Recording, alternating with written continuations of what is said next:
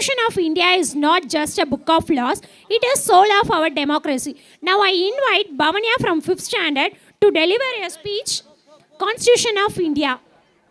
Good evening to all, Honorable Chief Guest, respected teachers, and my dear friends. Today we gather to celebrate our school's annual day celebration. I am N. Bhavanya, student of class 5th, delivering a speech on this day about the Constitution of India. In 1942, December 26, the Constitution Assembly adopted the Constitution which came into effect on January 26, 1950, making India a republic. We honor the vision of Dr. B.R. Ambedkar, the father of the Indian Constitution, and all the leaders who worked tirelessly to create this guiding document. The Constitution grants us fundamental rights, but it also reminds us of our fundamental duties. The 42nd Amendment added a new part to the Constitution outlining 10 fundamental duties for all citizens. It is essential to remember that our rights come with responsibilities to uphold our nation's values.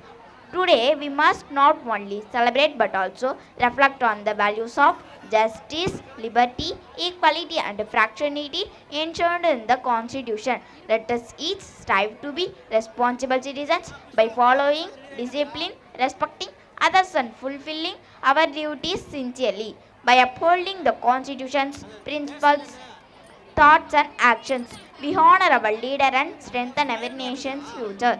Thank you. Jai Hind. Thank you for reminding us of the Constitution is the backbone of nation, the value that hold our nation together, justice, liberty, equality and fraternity.